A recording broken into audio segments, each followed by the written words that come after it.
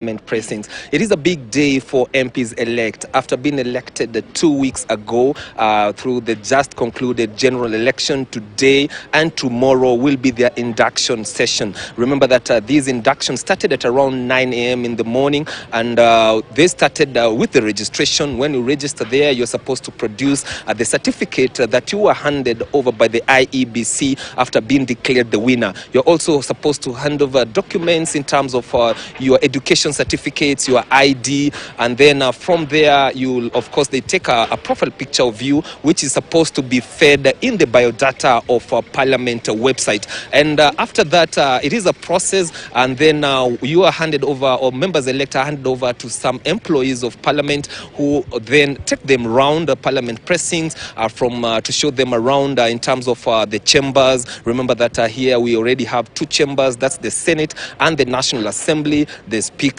office, the offices of the majority and the minority side, so that when President Uhuru Kenyatta will be gazetting the date and the venue of the first sitting of the 13th Parliament, which will be expecting that members will be sworn in, then it will be a walk in the park for those who will have already arrived here. That is today and tomorrow, since they will be knowing their way out. And I'm talking about the newly elected members of Parliament. I'm here joined by some of them. I'm with the MP-elect for Kibra, Mwalimu Warero. Karibu sana kwa KTN News. Maybe just to start with, what has been your experience since you arrived here? What have you seen that really excited you? Were there any hitches during the registration process, and have you finished? I think, okay, I've finished by now, but really I found this very organized. You are led to one place after another. They were very, very courteous. You feel that now everybody calls you Mheshimiwa. You are not used to that term. You know me, I'm used to be called Mwalimu. So I think the plan was quite well. They arranged here very well. You start with the registration. They ask for your documents, your certificate for nomination. You also have your ID card, and then you give out your biodata, your educational background.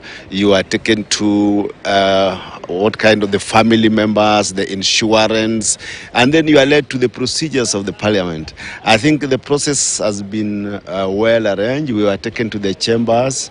We are asked and we are shown how to vote, the rules, the security, what you do when you want to move a motion, and what happens within Parliament. Okay, because of time, I'll also want to talk to your colleague here. He's a first-term member. He's telling me it is his first term and he got the seat. Maybe just by telling us your name, I know you elected MP-elect Ganze. Maybe you can just stand here. Maybe start by telling us your name and the experience as a first-term member of Parliament. Okay, my name is Kenneth Kazungu Tungule. I'm the MP-elect Ganze. I want to say today's exercise has been very successful, very organized.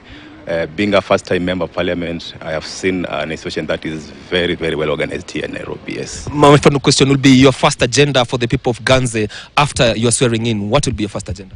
First of all, I want to thank the people of Ganze for electing me overwhelmingly, because I think I'm one of the MPs who got majority votes in the whole of the Coast region.